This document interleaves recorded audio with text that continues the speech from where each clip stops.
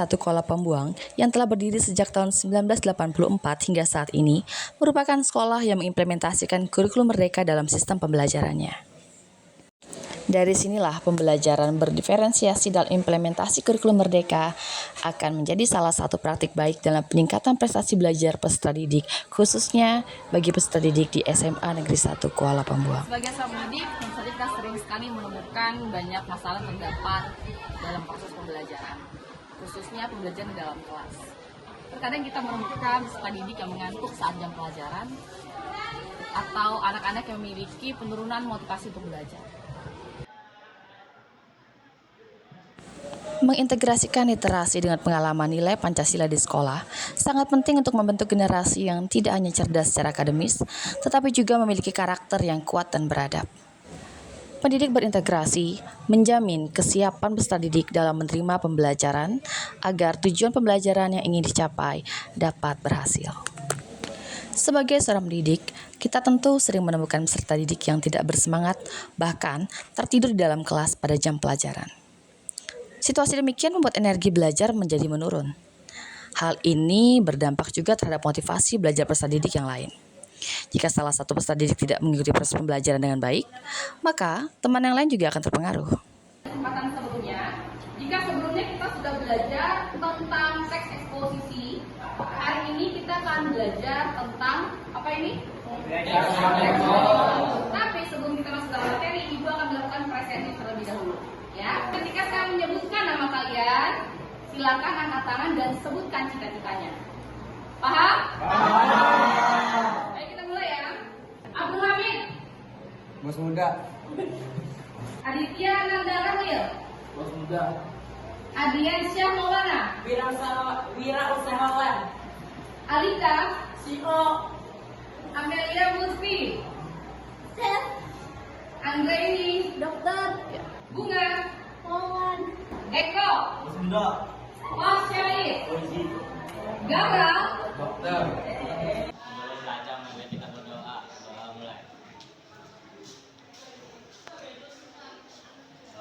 Silakan kalian perhatikan yang ada di layar depan ini ya.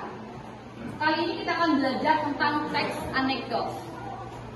Sebelum saya menjelaskan tentang teks anekdot, apakah ada yang pernah mendengar tentang teks anekdot? Adik? Bisa menjawab. Teks anekdot adalah suatu kritikan yang dikemas dalam hal lucu. Sekian dan terima kasih. Boleh tepuk tangan semuanya? Untuk menambah pengetahuan kalian sebelumnya, Ibu akan menampilkan ada 2 contoh video yang Ibu sudah dari YouTube. Jadi silakan kalian menyaksikan. Setelah itu kalian akan membandingkan kedua video ini. Oke? Kita akan saksikan sebentar. Pada pembelajaran awal, guru bersama-sama peserta didik menyaksikan 2 video YouTube yang berbeda.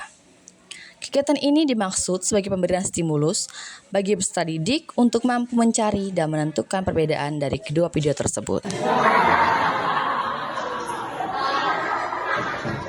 Ya, dari video yang sudah kita saksikan tadi, ya, kira-kira nih video keberapa yang mengandung anekdot? Silakan angkat tangan bisa menjawab. Melin. Pertama, kenapa?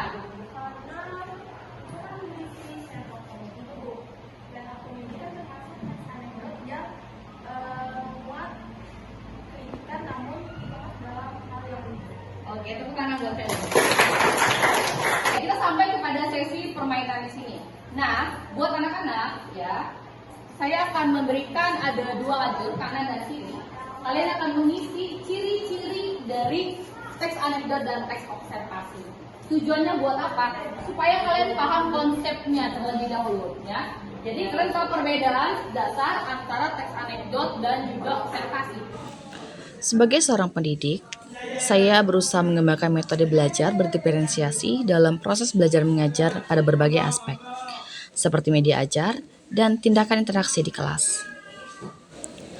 Selama proses belajar mengajar, saya mencoba mengakomodir pemahaman kebutuhan peserta didik dengan strategi yang beragam. Salah satunya, pembelajaran berbasis permainan. Peserta didik akan diberikan kertas berwarna yang akan mereka gunakan menulis ciri-ciri teks anekdot yang kemudian secara bergantian akan menempelkan kertas tersebut pada papan permainan yang telah disediakan. Melakukan aktivitas secara berkelompok membuat pembelajaran semakin kooperatif. Setiap peserta didik dengan segala kemampuannya bisa saling melengkapi, bertukar ide, yang membuat proses belajar mengajar semakin interaktif. Tahapan pembelajaran bermakna dalam kurikulum Merdeka penting dipahami oleh pendidik. Silakan yang sudah selesai boleh ditembakkan baik bagian atas atau bagian tengah. Silakan.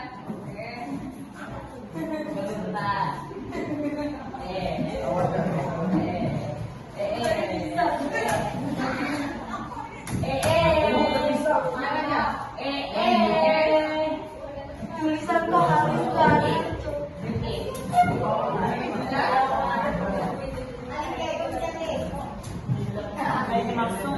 Oke, ada pertanyaan berat. Ya, kita akan masuk dalam sesi ice breaking. Silakan semuanya bagi berdiri. Kita akan bermain dekat, jauh, tangkap. Di sebelah kiri akan menjadi yang menangkap, sebelah kanan akan menjadi yang ditangkap. Siap? Siap. Silakan tangannya bersiap. Dengarkan instruksi Ibu. Jauh, jauh, dekat, dekat, jauh, tangkap.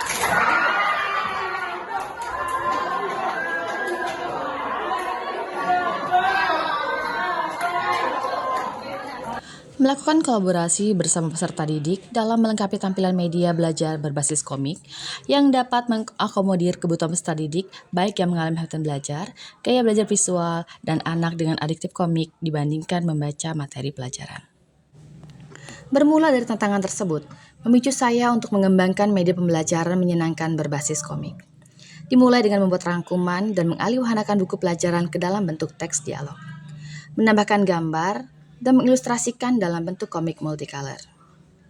Saya percaya peserta didik dengan hambatan belajar juga memiliki hak yang sama dalam memperoleh pendidikan yang berkualitas. Peserta didik kaya akan keragaman, kemampuan, latar belakang, keunikan, serta keistimewaan yang dimiliki. Terkadang guru juga menemukan peserta didik yang memiliki keunikan masing-masing. Salah satunya peserta didik yang berkebutuhan khusus dengan hambatan belajar atau lebih dikenal dengan difficulties of learning. Hal ini tidak bisa dijadikan alasan untuk menyerah dan egois menyamaratakan materi belajar dengan peserta didik tanpa hambatan. Ini menjadi pemacu untuk saya mengembangkan strategi belajar, sistem penilaian, bahkan mengembangkan media ajar yang menunjang dan mengakomodir kebutuhan peserta didik dengan hambatan belajar.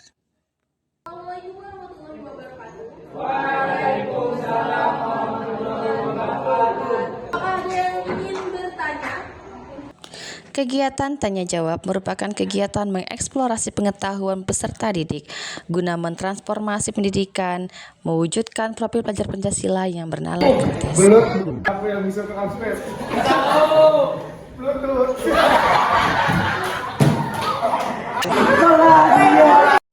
Peserta didik diberikan kebebasan untuk menyelesaikan tugas yang diberikan, sesuai dengan kemampuan, minat, dan pemahaman yang dimiliki. Peserta didik dapat mempresentasikan tugas melalui salah satunya adalah stand-up comedy. Dan kita sebagai pendidik memiliki tanggung jawab untuk bisa bersama-sama berkolaborasi bersama peserta didik untuk menuntaskan permasalahan yang dihadapi. Peserta didik di kelas dengan segala macam keunikan keragaman, terutama anak-anak yang juga memiliki kebutuhan khusus, ini memberikan sebuah kesempatan buat kita sebagai pendidik untuk mengembangkan kompetensi kita bagaimana cara menghadapi peserta didik dengan beragam strategi metode pembelajaran yang bisa menunjang atau mendukung program pembelajaran menjadi pembelajaran yang berhasil.